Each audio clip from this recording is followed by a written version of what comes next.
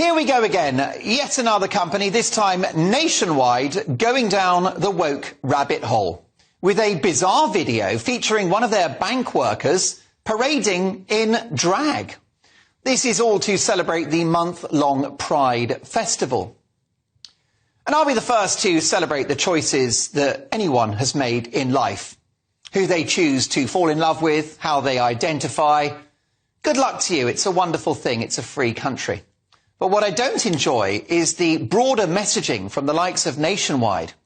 If they don't know the implications of blindly backing these campaigns, they're stupid. And if they do know, then they are frankly sinister.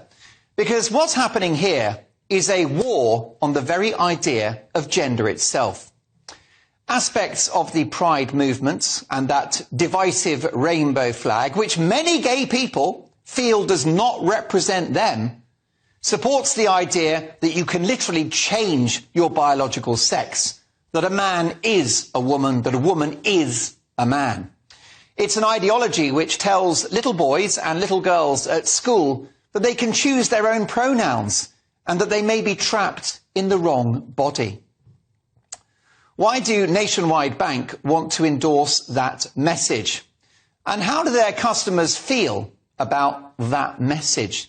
Especially female customers. Quick reminder, that is half of the population.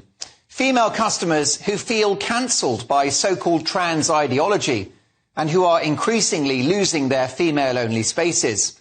Ladies' toilets, women's dressing rooms, even women's prisons and rape crisis centres are no longer the exclusive domain of biological females. Women are rightly angry about that, as they are about being called people with ovaries, cis women, humans with a cervix, or even chest feeders. Are Nationwide happy to endorse this erasing of women? Do women not have bank accounts and loans and mortgages? Well, I think the likes of Nationwide are mortgaging their own future with this divisive woke nonsense. What is it, their business, getting involved in these cultural matters? Their job is to lend money to people at great expense to us and generating great wealth for them. Stay in your lane, chaps. Or is it chapesses? Or they chaps? Them? Who knows?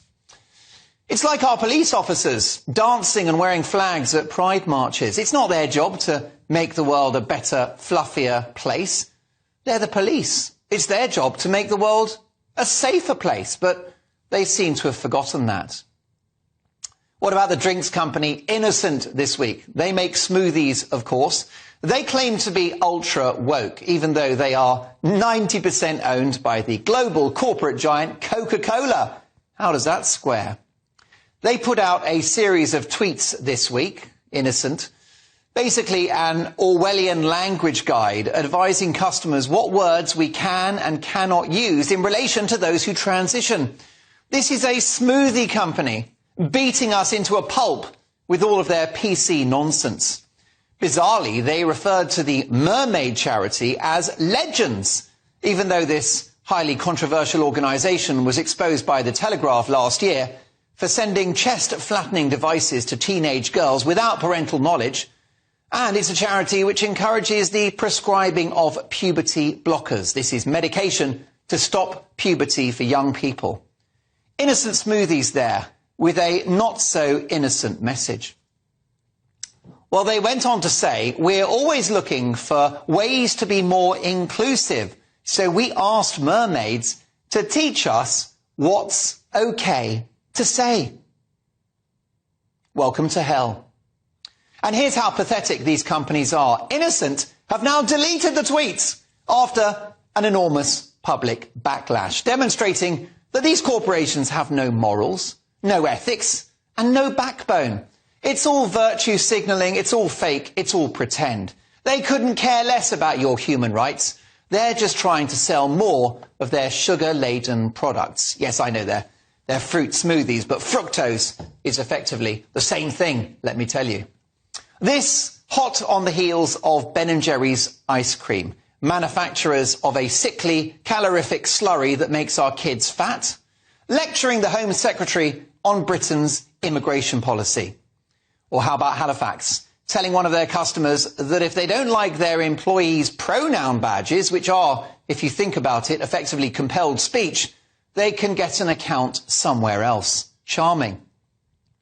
Well, as we've seen with Bud Light, who went woke by employing a trans woman who mocked actual women, or US retail giant Target, who have been making swimsuits for kids that you can tuck your into, the expression go woke, go broke has never been truer.